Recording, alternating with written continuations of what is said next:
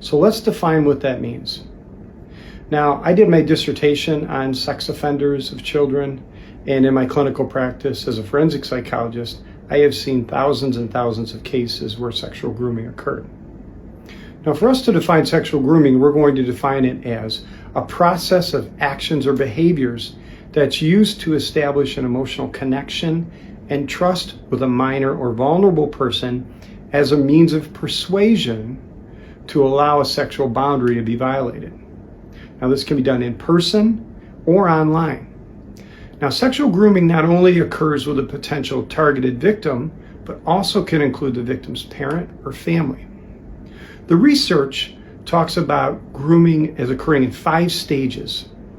The first one is targeting, and this is when perpetrators often select the person or the child that they want to groom. For example, a single mom with a child and an absent dad, the perpetrator moves in as the helper to gain the trust of the mother and the child. I've seen that scenario many times.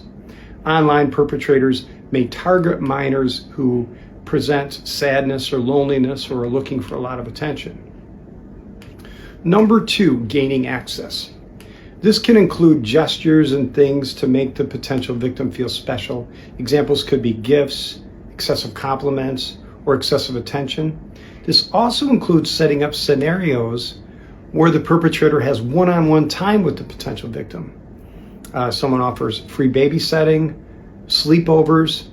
By the way, a 35-year-old man who wants to do a sleepover with a 9-year-old boy and they're not related to the 9-year-old boy, that should raise a red flag of potential grooming. Number 3 is trust development. The perpetrator becomes a stable and consistent presence in the potential victim's life, offers emotional support, guidance, and sometimes even protection. The 4th stage, desensitization to sexual content or touch. This often includes small boundary violations. It could start out as frequent forced hugs, wrestling, that's one I've seen many, many times in grooming situations. Also, it could move on to sexual talk, allowing the child access or exposure to pornography. And the 5th stage is maintaining control, and this typically involves use of secrecy.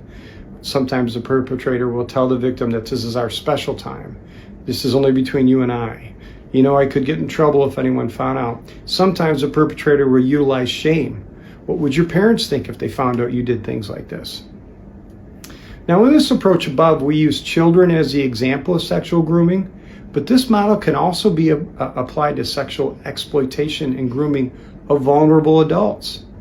The big difference is sexual activity between an adult and a minor is well defined as illegal. Or in other situations where there's a potential of leveraging authority or power in a relationship, for example, a therapist who manipulates a patient into sexual activity, that's illegal in most states. It's considered sexual abuse.